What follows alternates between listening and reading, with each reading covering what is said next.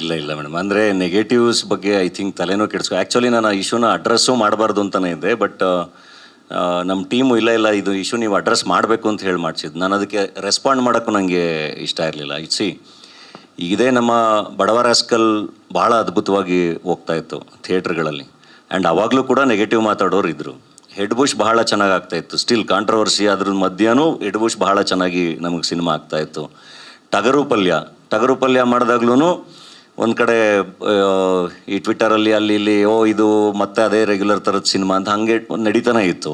And mother promise ಮಾಡಿದಾಗಲೂ ಅದು ನಡೀತಾನೆ ಇದೆ. ಆ್ಯಂಡ್ ಇದು ಬರೀ ನನ್ನ ಸಿನಿಮಾಗೆ ಅಥವಾ ನಮ್ಮ ಸಿನಿಮಾಗೆ ಅಂತಲ್ಲ, ಕನ್ನಡದ ಯಾವ ಸಿನಿಮಾ ರಿಲೀಸ್ ಆದರೂ ಇದು ನಡೀತಾನೆ ಇರುತ್ತೆ. ಸುದೀಪ್ ಸರ್ ಎಷ್ಟೊಂದು ಸರಿ ಹೇಳಿದ್ದಾರೆ, ಎಲ್ಲ ಆ್ಯಕ್ಟರ್ಗಳು ಅದನ್ನ ಅಡ್ರೆಸ್ ಮಾಡ್ತಾನೆ ಇರ್ತಾರೆ. ಅದು ಯಾರದೇ ಸಿನಿಮಾ ರಿಲೀಸ್ ಆಗಲಿ, ಸುದೀಪ್ ಸರ್ದು ರಿಲೀಸ್ ಆಗಲಿ, ಶಿವಣ್ಣ ಅವ್ರದ್ದು ರಿಲೀಸ್ ಆಗಲಿ, ದರ್ಶನ್ ಸರ್ದು ರಿಲೀಸ್ ಆದಾಗ, ಈಗ ಯಶ್ ಅವ್ರ ಟಾಕ್ಸಿಕ್ ಬರ್ತಿದ್ದಾಗ, ಯಾವಾಗ್ಲೂ ಒಂದು ವರ್ಗ ಇದ್ದೇ ಇರುತ್ತೆ ಫಾರ್ ವೇರಿಯಸ್ ರೀಸನ್ಸ್. ಬೇರೆ ಬೇರೆ ಥರದಲ್ಲಿ ಆ ಥರ ಒಂದು ನೆಗೆಟಿವ್ ಮಾಡೋ ಅಂಥದ್ದು ನಡೀತಾನೆ ಇರುತ್ತೆ.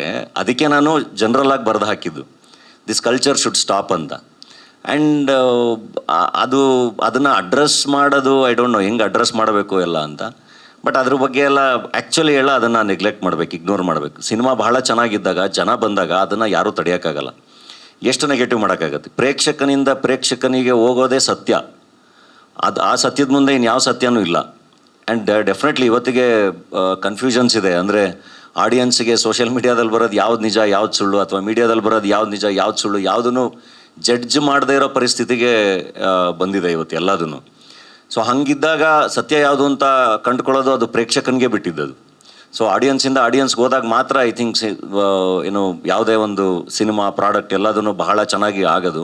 ಎಕ್ಸ್ಟ್ರೀಮ್ ಲೆವೆಲಲ್ಲಿ ಈ ಸಿನಿಮಾನ ಇಷ್ಟಪಟ್ಟು ಎಷ್ಟು ಚೆನ್ನಾಗಿ ಮಾಡಿದ್ದಾರೆ ಎಲ್ಲ ಆ್ಯಕ್ಟರ್ಸು, ರೈಟಿಂಗ್ ಎಷ್ಟು ಚೆನ್ನಾಗಿದೆ, ನಿರ್ದೇಶನ ಎಷ್ಟು ಚೆನ್ನಾಗಿದೆ ಮದರ್ ಪ್ರಾಮಿಸ್ ಅಂತಾನೂ ಹೇಳಿದ್ದಾರೆ. And at the same time ಕೆಲವೊಬ್ಬರು ನನ್ನ ಅಭಿಮಾನಿಗಳೆಲ್ಲ, ಇಲ್ಲಣ್ಣ ನೀನು ಈ ಥರದ್ದೆಲ್ಲ ಮಾಡಬೇಡ, ನನಗೆ ಬೇಜಾರಾಗುತ್ತೆ, ನಮಗೆ ಅರ್ಥ ಆಗಲಿಲ್ಲ ಅಂತಲೂ ಹೇಳಿದ್ದಾರೆ. ನಾನು ಅದನ್ನು ತೊಗೋಬೇಕಲ್ಲ.